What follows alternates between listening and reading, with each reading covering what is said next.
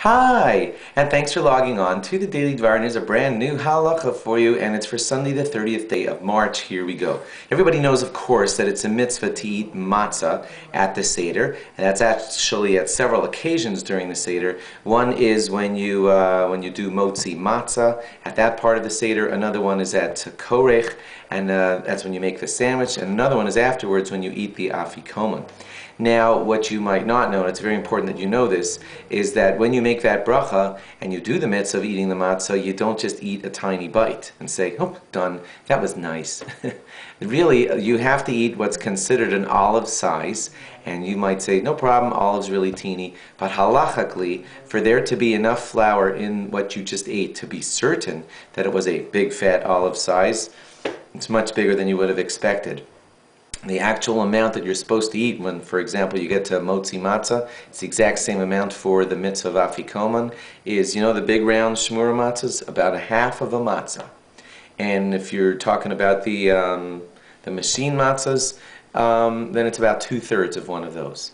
So, okay, that's not super huge and it's doable, but also, and you might not know this, if you just eat it casually over the next half an hour, then it's not halachically viewed as one concise eating. We only view it as a concise set amount of eating when you eat that half of a shmura matzah, the big round ones, within a set amount of time. That's called an eating.